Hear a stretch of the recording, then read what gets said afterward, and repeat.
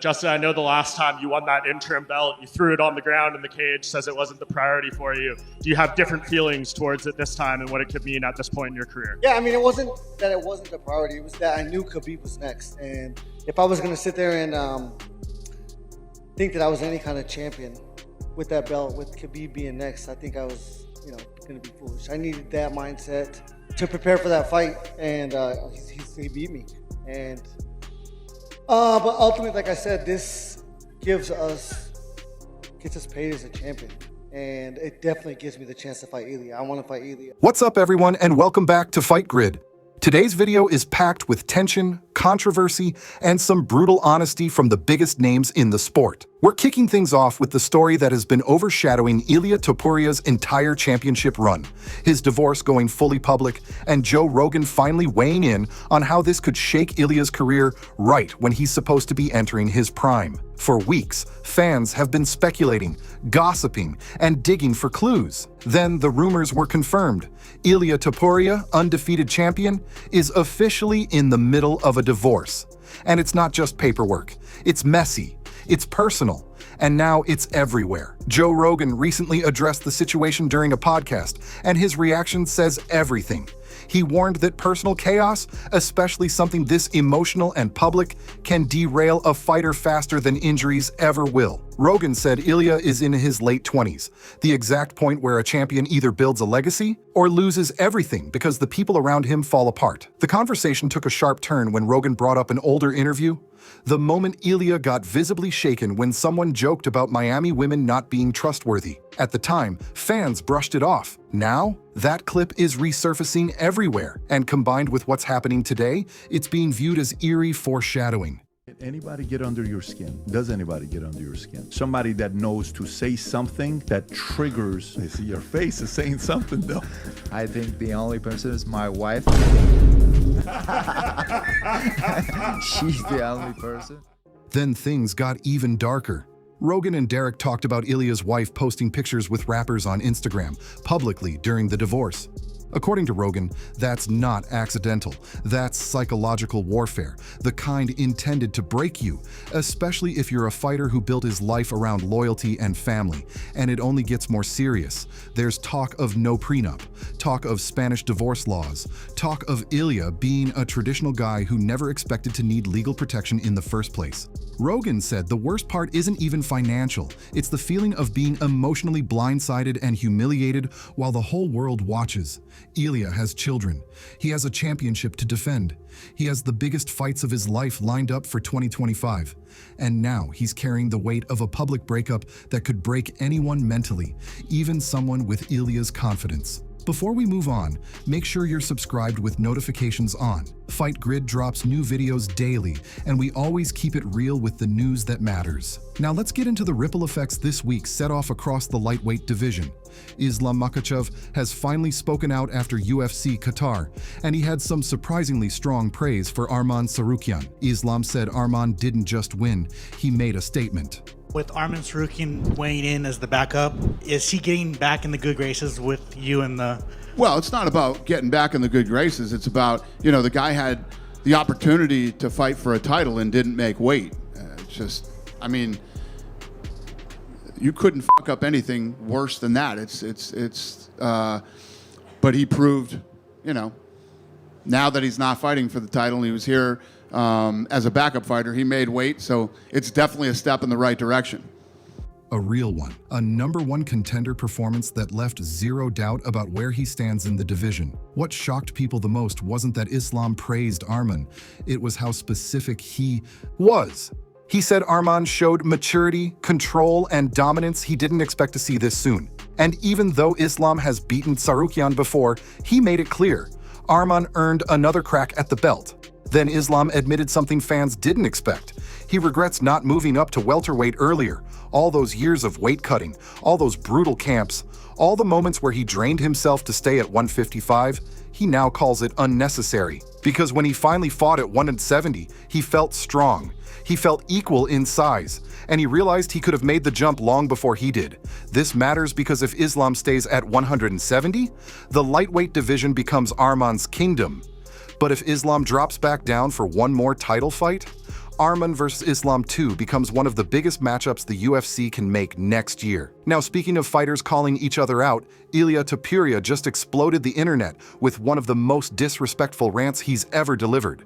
Right after showing up at UFC 323, Ilia sat down for a Georgian interview, and once Justin Gaethje's name came up, Ilia went nuclear. He said Gaethje has no real grappling threat, quits when the fight hits the ground, and even claimed he looked scared backstage before his fight with Khabib. Where do you feel you stand? I know you made it clear you wanted a title shot. Are you confident that's coming? Yeah, I mean, What's the that's the fight that I want. You know, obviously I'm biased. I'm going to fight for what I feel like I deserve.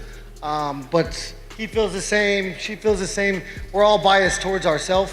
It's me or Arman. I believe somebody has to fight him this year, and I think I'm in a better spot than Arman. So someone's gonna fight him. I hope it's MSG, New York City. I get to fight him, and then I get to defend it on the White House lawn. That's what I'm planning for. He mocked Justin's defensive wrestling. He mocked his posture. He mocked the way he shelled up.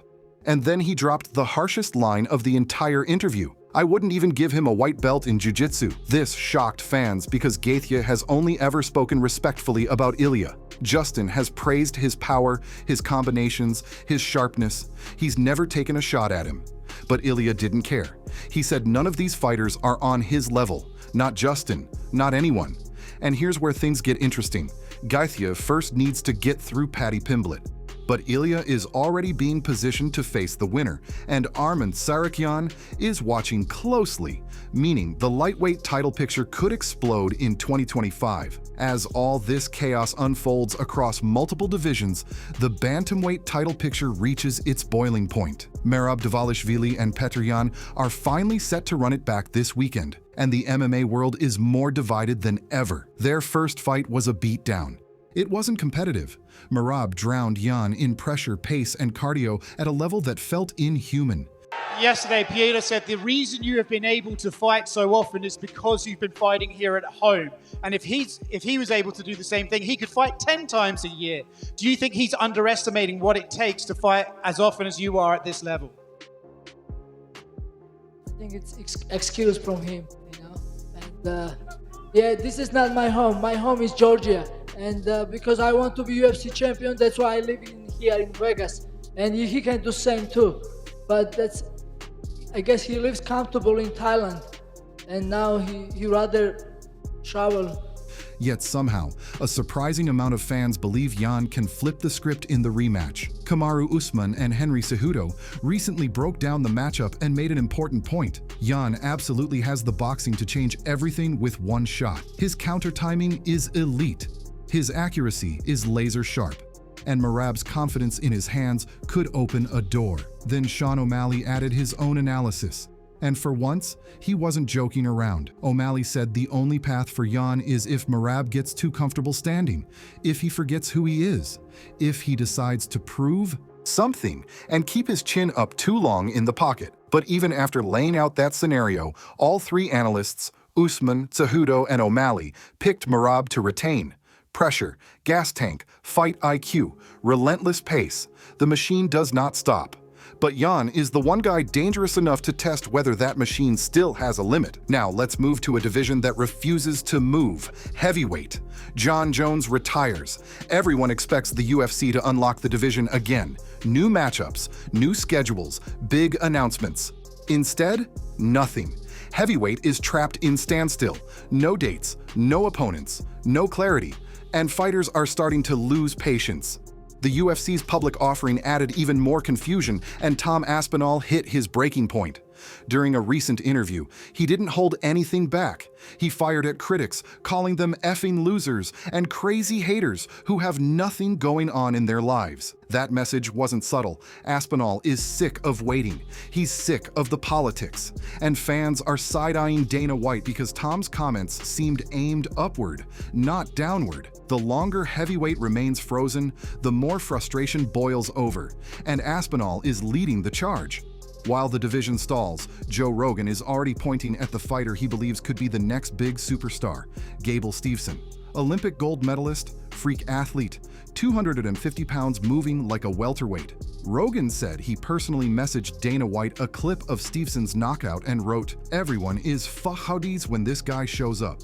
Steveson knocked a guy out with a left hand, then took him down while he was unconscious. After that, he leaped over the top rope effortlessly like a pro wrestler. He's been training with John Jones. He has hype. He has insane raw ability.